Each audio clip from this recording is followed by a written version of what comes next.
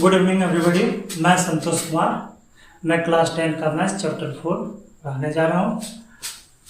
अगर कोई प्रॉब्लम हो तो क्या कमेंट में लिख दीजिएगा, इसके लिए पहले देख लीजिए।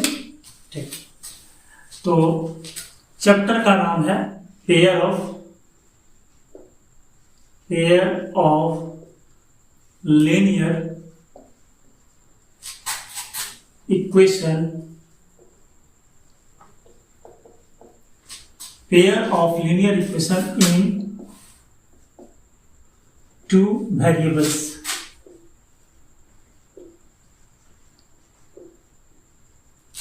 Pair of linear equations in two variables. इसमें सबसे पहले हमको क्या करना होगा, टू इक्वेशन का जनरल फॉर्मूला जानना होगा। तो इसमें एक सेंस छुपा हुआ है, पेयर ऑफ लीनियर इक्वेशन, मतलब पेयर का बात बोला जा रहा है। तो यहाँ दो इक्वेशन है, ठीक है। तो दो इक्वेशन होगा जरूर, और उसमें लीनियर इक्वेशन के बारे में बोला जा रहा है, तो डिग्री कितना होगा 1। तो देखते हैं, उसके बाद बताते हैं। तो suppose that a1x² x plus b1y plus c1 is equal to 0। इसको हम इक्वेशन क्या बोल सकते हैं, 1। फिर a2x plus b2y plus c2 equal to 0, ये इक्वेशन 2। तो यही सेंस छिपा हुआ है पेयर ऑफ लीनियर इक्वेशन। देखिए पेयर में है, और लीनियर इक्वेशन इसलिए है क्योंकि इसका जो डिग्री है वो 1 है, इसका भी degree 1। Pair of linear equation in two variables, variables यहाँ दो है, एक वेरिएबल x है और एक y, x y दो वेरिएबल है, ठीक है। x y a1 b1 c1 a2 b2 c2, ये क्या है? तो इन सब चीज को हम लोग क्या बोलेंगे, रियल नंबर। क्या लिख देंगे, where a1 a2 b1 b2 c1 and c2 are real number। तो टू पेयर ऑफ इक्वेशन देखिए, इसमें से a1 a2 b1 b2 c1 c2 ये सब जो है रियल नंबर, जो है कोफिशिएंट है, x का कोफिशिएंट y का कोफिशिएंट कांस्टेंट टर्म, x का कोफिशिएंट y का कोफिशिएंट कांस्टेंट टर्म। तो दो इक्वेशन हम लोगों को मिल गया। इसी इक्वेशन में हम सब सॉल्व करना सीखेंगे कि किस तरह से दोनों इक्वेशन को सॉल्व किया जाता है और x और y का वैल्यू प्राप्त किया जाता है, ठीक है।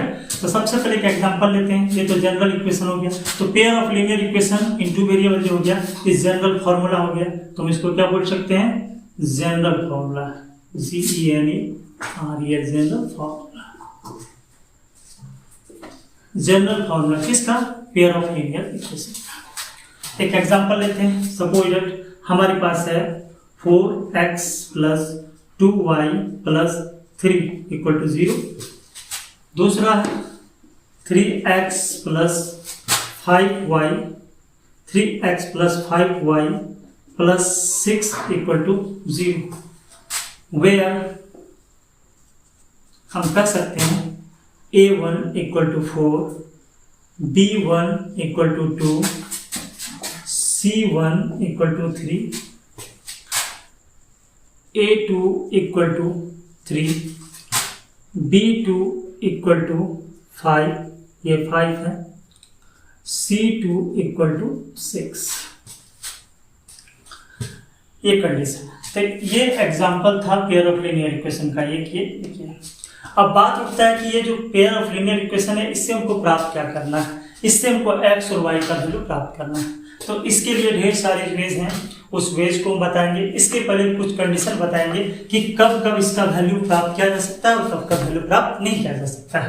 तो पहला कंडीशन देखते हैं कि अगर a1 by a2 is not equal to b1 by b2 हो जाए, तो दोनों जो लाइन का जो इक्वेशन होगा, ये भी इक्वेशन ऑफ लाइन है, तो ये हो गया आपका L1, ये भी इक्वेशन ऑफ लाइन है, ये हो गया L2।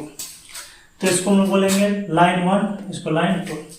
तो दोनों लाइन एक दूसरे को क्या करेगा, इंटरसेक्ट करेगा। सपोज दैट ये L1 लाइन है और ये L2 लाइन है, तो दोनों एक दूसरे को क्या करेगा, इंटरसेक्ट करेगा। ये लाइन 1 का इक्वेशन है, लाइन 2 का। कौन सा लाइन है, लीनियर इक्वेशन का। तो दो लाइन आ रहा है, a1/a2 not equal to b1/b2 हो जाएगा। तो हम क्या बोलेंगे, इसका सॉल्यूशन होगा और वो सॉल्यूशन इस पॉइंट पर देगा। सपोज सॉल्यूशन हो गया यहाँ x का और किसका, y का। तो जब भी दो लाइन एक दूसरे को इंटरसेक्ट करेगा, इसका मतलब हुआ कि a1/a2 not equal to b1/b2 होगा। दूसरा, दो लाइन का इक्वेशन के बारे में बात कर रहे हैं। अगर दोनों लाइन एक दूसरे का पैरेलल रहा, कैसे जानेंगे कि दोनों लाइन एक दूसरे का पैरेलल है या नहीं है? तो दो लाइन एक दूसरे का पैरेलल तब होगा जब a1/a2 इक्वल टू b1/b2 होगा और नॉट इक्वल टू c1/c2 होगा। तो यही का बात करते हैं, a1/a2 b1/b2 c1/c2। तो a1/a2 equal to b1/b2 not equal to c1/c2 हो जाएगा। तो ये कंडीशन क्या देगा कि दोनों लाइन जो है एक दूसरे के पैरेलल है और दोनों लाइन इंटरसेक्ट नहीं करता है। तो पैरेलल है मतलब कुछ ऐसा, ये दोनों लाइन एक दूसरे का पैरेलल है, ऐसा कंडीशन आ गया। तो तीसरा कंडीशन देखते हैं, अगर a1/a2 इक्वल टू b1/b2 हो जाए इक्वल टू c1/c2 हो जाए, तो एक लाइन का इक्वेशन है L1, ये L1 है, ये L2 था, ये L1 है। इसी पर एक दूसरा लाइन क्या करेगा, ओवरलैप कर जाएगा, कोइंसाइड कर जाएगा। तो ये लाइन हो जाएगा L2। तो जब एक लाइन पर दूसरा लाइन क्या करे, ओवरलैप कर जाए, तो उसके लिए a1/a2 equal to b1/b2 equal to c1/c2 होता है। ये सारा बात यहाँ से आया, a1/a2 b1/b2 c1/c2। तो तीनों में अंतर क्या है, एक में फर्स्ट और सेकंड कंडीशन कट जा रहा है, दूसरा में फर्स्ट सेकंड इक्वल है, थर्ड अनइक्वल है, तीसरा में तीनों इक्वल है। तो अगर ऐसा केस आ गया तो हम लोग पहले से ही बोल सकते हैं कि इस तरह का केस आने से पहले से बोल सकते हैं कि एक लाइन पर दूसरा लाइन क्या करेगा, ओवरलैप हो जाएगा। और अगर ये केस आ गया तो पहले ही बोल सकते हैं कि दो लाइन एक दूसरे का पैरेलल होगा। और अगर ऐसा केस आ गया तो बोल सकते हैं कि दो लाइन एक दूसरे को इंटरसेक्ट करेगा। तो हम तीनों कंडीशन को क्या करेंगे, एक एक करके यहाँ जानते हैं कि क्या क्या क्राइटेरिया फॉलो हो सकता है इसके लिए। ठीक है, इसको आप नोट कर लें। इसमें हम लोग क्या देख रहे हैं, तो पेयर ऑफ लीनियर इक्वेशन था जो दो को था दे दिए थे। अगर हमको कंडीशन वही पहले वाला ही है, a1 x plus b1 y plus c1 equal to 0। दूसरा a2 x plus b2 y plus c2 equal to 0 है। इसको इक्वेशन 1 बोल दे रहे हैं, इसको इक्वेशन 2 बोलते हैं।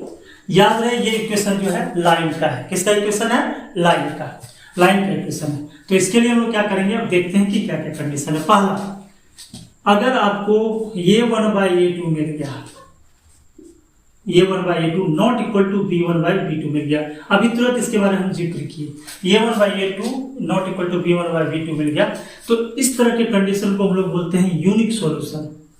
Unique solution, unique solution. Unique solution का मतलब होता है कोई एक हल होगा, x का वैल्यू और y का वैल्यू निकल जाएगा। इसका और नाम होता है, इसको बोलते हैं इंटरसेक्टिंग लाइंस। सेक्टिंग लाइंस,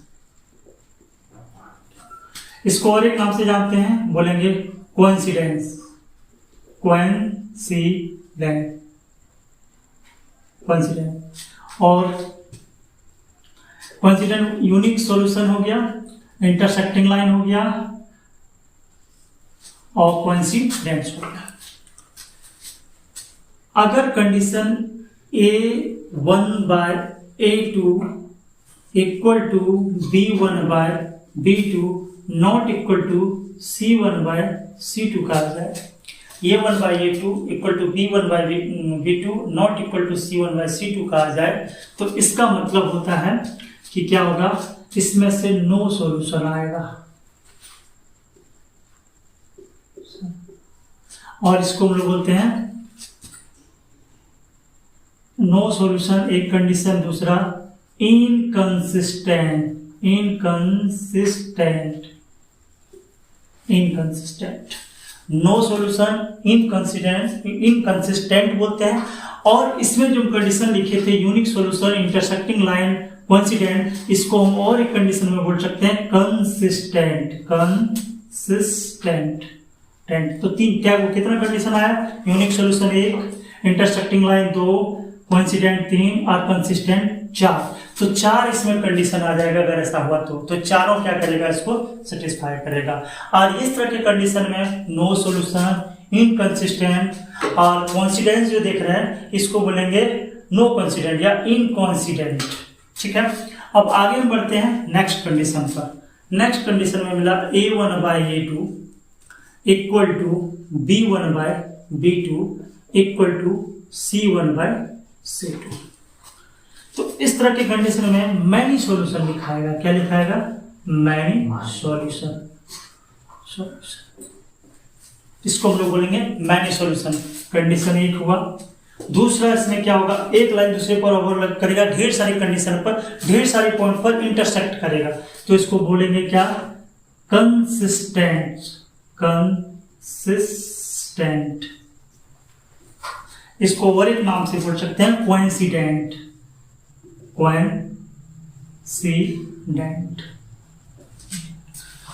इसका मीनिंग हम लोगों को जानना है कि कंसिस्टेंट का एक्चुअली मीनिंग क्या होगा। अगर दो लाइन एक दूसरे को किसी भी पॉइंट पर इंटरसेक्ट कर दिया तो हम उसको कंसिस्टेंट भी बोल सकते हैं, और एक लाइन दूसरे लाइन को एक से ज्यादा बार अगर इंटरसेक्ट किया तो उसको हम लोग कंसिस्टेंट और कोइंसिडेंट भी बोल सकते हैं। कहने का मतलब है कि दोनों का सिमिलरिटी मीनिंग देता है, कंसिस्टेंट का भी और कोइंसिडेंट का भी। अंतर इतना है कि एक लाइन दूसरे लाइन पर अगर ओवरलैप कर जाए तो उसको हम लोग बोलते हैं कंसिस्टेंट, और कोइंसिडेंट क्या हो गया कि जब ढेर सारे सॉल्यूशन एक ही दो लाइन से मिलता है तो उसको हम लोग बोलते हैं कोइंसिडेंट। तो कोइंसिडेंट और कंसिस्टेंट लगभग एक ही बात है। इसके लिए एक कंडीशन है कि दो लाइन को एक दूसरे से इंटरसेक्ट करना पड़ेगा। अगर दो लाइन एक दूसरे को इंटरसेक्ट नहीं किया, दो लाइन एक दूसरे को टच नहीं किया, छुआ नहीं, तो हम कंसिस्टेंट और इनकंसिस्टेंट बोलेंगे, लागू नहीं होगा। तो कंसिस्टेंट बन जाएगा इनकंसिस्टेंट, और कोइंसिडेंट को क्या बोलेंगे, नॉट कोइंसिडेंट। ठीक है, अब आगे हम लोग बढ़ते हैं इसमें से। तो इसके लिए फिगर होना बहुत जरूरी है, ये इक्वेशन ऑफ लाइन के लिए। इस तरह कंडीशन के लिए इक्वेशन ऑफ लाइन कुछ ऐसे होंगे। अभी तुरंत इसके बारे में जिक्र भी कर चुके कि दो लाइन एक दूसरे को इंटरसेक्ट करेगा, इसके लिए फिगर है। इसके लिए क्या होगा, दो लाइन एक दूसरे का क्या होगा, पैरेलल होगा। इसके लिए कंडीशन क्या होगा, एक लाइन के ऊपर दूसरा लाइन क्या करेगा, ओवरलैप कर जाएगा। तो इसमें अगर लाइन का नाम हम दे दें L1 तो ये लाइन होगा L2, इसको अगर हम L1 बोल देंगे तो ये L2 हो जाएगा। ये लाइन अगर L1 है तो ये छोटा वाला लाइन हो जाएगा L2। तीनों कंडीशन, तो तीनों कंडीशन हो गया इक्वेशन ऑफ क्या हो गया, लाइंस। तो हम लोग 1 2 3 कंडीशन देख लिए, ये लाइन का कंडीशन था। इसको नोट कर लीजिए या स्क्रीनशॉट ले लीजिए। नेक्स्ट पॉइंट, अब हम लोग आते हैं कि दो पेयर ऑफ लीनियर इक्वेशन जो होता है, पेयर ऑफ लीनियर इक्वेशन मतलब दो लाइन का अगर इक्वेशन होगा तो उसको सॉल्व करेंगे एक्स और वाई के रूप में, हो सकता है टी और जेड के रूप में, कोई भी दो वेरिएबल होगा।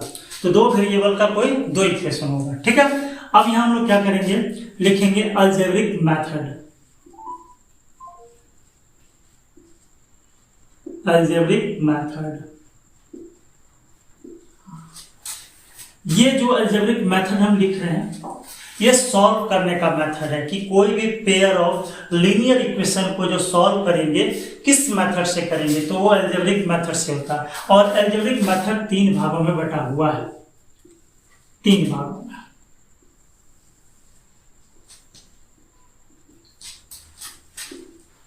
एक हो गया सब्स्टिट्यूशनल मेथड,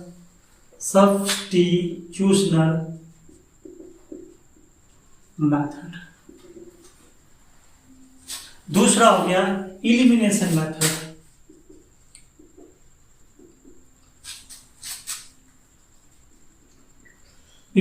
मेथड,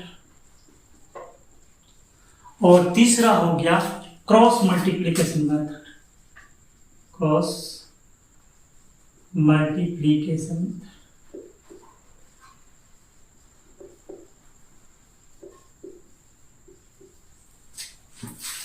एक हो गया सब्स्टिट्यूशनल मेथड, एक हो गया एलिमिनेशन मेथड, एक क्रॉस मल्टीप्लिकेशन मेथड। ये तीनों मेथड जो है अलजेब्रिक मेथड में इंक्लूड करता है। अलजेब्रिक मेथड को 3 पार्ट में बांटा गया। ये हो गया सब्स्टिट्यूशनल मेथड, ये हो गया एलिमिनेशन मेथड, ये हो गया क्रॉस मल्टीप्लिकेशन मेथड। तीनों मेथड को एक एक करके बताएंगे। तो सबसे पहले हम सॉल्व करते हैं सब्स्टिट्यूशन मेथड। ये मेथड से सॉल्व करने का मतलब होता है कि x और y का वैल्यू फाइंड करना। अगर दो वेरिएबल है, दो वेरिएबल एक x का है, एक y का, तो उसका वैल्यू कैसे निकलेगा। टू वेरिएबल अगर z का है और t का, तो z और t का वैल्यू कैसे निकलेगा। तो सब्स्टिट्यूशनल मेथड को हम लोग टेक करते हैं। सपोज दैट हमारे पास एक इक्वेशन है x का स्क्वायर। सबसे पहले अच्छा एक चीज ये भी जानना होगा आप लोगों को कि जो दो हम लीनियर इक्वेशन लेंगे वो किस टाइप का होना चाहिए। सपोज दैट हमारे पास एक लीनियर इक्वेशन है 4x + 3y + 2 = 0, इक्वेशन 1 कर देते हैं। दूसरा है 3x + y + 5 = 0, इक्वेशन 2। और याद रहे, अगर आपको लगेगा कि कोई वेरिएबल मेंटेन नहीं हो रहा है या लीनियर इक्वेशन को सॉल्व नहीं कर पा रहा है, तो उसको लीनियर इक्वेशन का जनरल फॉर्म में चेंज कर लेना, उसके बाद उसको सॉल्व करना शुरू करना है। तो पहला मेथड क्या है, सब्स्टिट्यूशनल मेथड। सब्स्टिट्यूशनल मेथड में हम करते क्या है, सबसे पहले पहला इक्वेशन को या तो x के टर्म में लिख देते हैं या तो y के टर्म में लिख देते हैं, किसी एक टर्म में उसको चेंज करते हैं। तो दो इक्वेशन है, लिखते हैं फ्रॉम। यही आपको ज्यादा ध्यान देना है कि किस प्रकार हम x और y का वैल्यू फाइंड करते हैं इस मेथड से, इस मेथड से। तो इक्वेशन 1 को पहले सॉल्व करते हैं, या तो x को हटाना है या y को, जो किया जाए। तो हम लोग क्या करते हैं, x को और 2 को उधर ले जाते हैं। तो लिखते हैं सबसे पहले from equation 1, from equation 1। From equation 1 हम इसलिए लिखते हैं कि सबसे पहले हम काम कर रहे हैं इक्वेशन 1 पर। तो फ्रॉम इक्वेशन 1 से हमको क्या मिला, 3y + 2, और ये 4x उधर जाके क्या हो जाएगा, -4x। एक एक करके अब 3y = क्या हो जाएगा, 2 फिर उधर चल जाएगा, तो -4x माइनस हो गया 2। एक एक करके हम हटा रहे हैं। आइए यहाँ 3 × में उधर जाके क्या हो जाएगा, डिवाइड। तो y = फाइनली क्या मिल गया, -4x - 2/3। तो कैसे आया, 4x उधर चल गया, -4x, 2 चल गया, -2, तो -4x - 2। अब y के साथ जो 3 कोएफिशिएंट के रूप में है वो 3 उधर जाके डिवाइड चल जाएगा। तो इक्वेशन इस बार नाम दीजिएगा 3। ये स्टेप वाइज आपको सॉल्व करना है। पहले क्या किए, इक्वेशन 1 से काम किए, फ्रॉम इक्वेशन 1 नाम दे दिए, इससे हम y = टर्म निकाल दिए, इसको इक्वेशन 3 नाम दे दिए। अब क्या करना है, अगर ये इक्वेशन 3 है तो अब क्या करना है, तो जो हम सेव किए फ्रॉम इक्वेशन 1 से y को x के टर्म में लिखे, वही y का वैल्यू किसी इक्वेशन 2 में डाल देंगे। तो इक्वेशन 2 में जो भी वैल्यू है 3x + y + 5 = 0, तो 3x को रहने देना है, y का वैल्यू इतना के इक्वल है, ये रहा y का वैल्यू, यही y का वैल्यू यहाँ इस जगह पर पुट कर देंगे। तो लिखेंगे from putting the value, putting यहाँ से पुटिंग या सब्स्टिट्यूशन, सबसे अच्छा रहेगा सब्स्टिट्यूशन, क्योंकि मेथड यही है इसलिए यही वर्ड यूज करना अच्छा है। Substituting the value of y from equation, कहां से, from equation 2, from equation 3 in equation 2। इसका मतलब हुआ कि मैंने क्या किया, y का वैल्यू को इक्वेशन 3 से ले लिया, y का वैल्यू को इक्वेशन 3 से ले लिया और इक्वेशन 2 में y की जगह पर पुट कर दिया। इसका ये मतलब था। तो substituting the value of y from equation 3 in equation 2 we get लिख दिया। अब यहाँ करना क्या है, इस वैल्यू को पुट कर देना सिंपली। तो हमारे पास है 3x + y का वैल्यू इतना हो जाएगा, -4x - 2/3 + 5 = 0। ये किस इक्वेशन का है, ये इक्वेशन 2 में पुट किया है। तो 3x जो का त्यों रह गया, y की जगह पर देखिए हम इसका वैल्यू ले लिए और 5 कांस्टेंट था रहने दिए, =0 लिख दिए। ठीक, अब क्या करना है, इसको जो वैल्यू होगा ये 5 इधर चल जाएगा या 3 इधर एलसीएम ले लेंगे, जैसे भी होगा। तो सबसे इजी वे रहेगा कि हम क्या करेंगे, यहाँ 1 ले लेंगे by 1, 3x/1 प्लस जो भी रहने दिए +5/1 कर दिए। अब 1, 3 और 1 का एलसीएम ले लिए, तो एलसीएम मिल गया हमको कितना, 3। तो 1 का टेबल कितना बार रीड करने से 3 होगा, 3 बार। तो 3 × ऊपर से मल्टीप्लाई हो जाएगा 9x प्लस साइन दीजिए, हमारे पास ये चीज है। 3 का टेबल कितना बार पढ़ेंगे, 3 होगा, 1 बार इंटू ऊपर वाला, तो 1 गुना अगर ये ऊपर वाला नंबर को करेंगे तो -4x - 2 ही रह जाएगा। अब प्लस देखिए, 1 का टेबल कितना बार ऐड करने पर 3 होगा, 3 बार, तो 3 × 5 मिल जाएगा हम लोगों को 15। अब इतना देने के बाद उधर इक्वल टू क्या हो जाएगा, 0।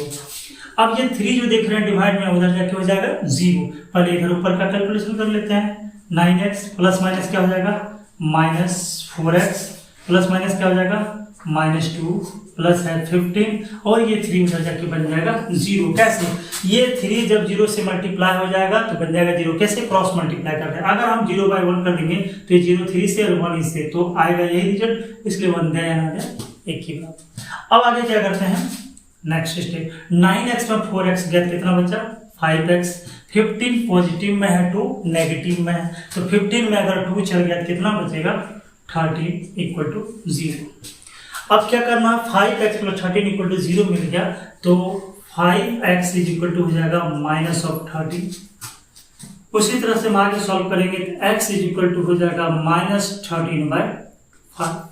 x का वैल्यू कितना मिल गया, -13/5। अब बहुत ईजी है, x का वैल्यू जैसे -13/5 मिला, वो वहाँ इक्वेशन थर्ड में x की जगह पर पुट कर देंगे तो y का वैल्यू मिल जाएगा।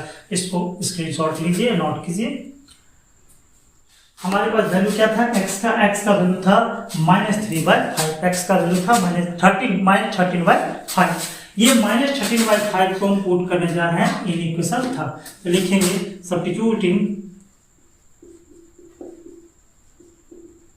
सब्स्टिट्यूटिंग का मतलब होता है रखना, सब्स्टिट्यूट करना, उसके स्थान पर रखना। तो x का वैल्यू रखने जा रहे हैं कहाँ, यहाँ, ताकि y मिल जाए। Substituting the value of x equal to कितना, -13/5। कहां पर रखेंगे इसको, इन इक्वेशन 3, इक्वेशन 3। तो वी गेट, हम लोग पाते हैं, क्या मिलता है, वी गेट y = -4 × x का वैल्यू कितना हो गया, -13/5, ब्रैकेट क्लोज कीजिए, माइनस है 2 और y में है 3। एक बार और देख लिया जाए, x का वैल्यू -13/5 है, -13/5 पुट कर दिए, -4 × -13/5 -2 है by 3। इसको सॉल्व करेंगे, माइनस माइनस हो जाएगा प्लस, 13 4 जा 52/5 माइनस क्या 2 और by 3। फिर यहाँ देखते हैं हम लोग एलसीएम इसको ले सकते हैं, एलसीएम ले लीजिए, छोटा सा एलसीएम 1 और 5 का एलसीएम 5 इक्वल टू यहाँ दीजिए, 5 और 1 का एलसीएम 5 का टेबल कितना बार रीड करेंगे, 5 होगा, 1 बार इंटू बार 52 हो गया, -1 का टेबल 5 बार में, 1 का टेबल 5 बार में जाएगा, तो 1 का टेबल कितना बार रीड करेंगे, 5 होगा, 5 बार 5 इंटू ऊपर कितना हो जाएगा 10, और by 3 तो यहाँ है। आगे देख लिया जाए, तो 52 में 10 गया तो कितना बचेगा, 42/5 है और डिवाइड 3 है। इसका मतलब 42/5 डिवाइड अगर 3 रहे तो 5 खिसक के नीचे आ जाता है। आप ऐसे भी बना सकते हैं, 42/5 है डिवाइड 3/1 मतलब 3 है, तो इसको आराम से लिख सकते हैं 42/5 × 1/3 मतलब 3 नीचे खिसक के आ जाएगा। तो उसी तरह से लिख सकते हैं 42/5 × 3 के टेबल में 42 कट जा रहा है, कितना बार में, 3 1 जा 3, 3 4 जा 12, यानी कि 14/5 बार में ये क्या वैल्यू निकल गया, क्या जा रहा था, y 10। इस प्रकार हम लोग क्या पा गए, 10x हमको मिला -13/5, x कितना मिला है, -13/5 एंड y मिल गया 14/5। ये जो मेथड था सब्स्टिट्यूशन मेथड से हमने x और y का वैल्यू निकाल लिया। आज का वीडियो यहाँ तक ही। For more video like and subscribe. Thank you.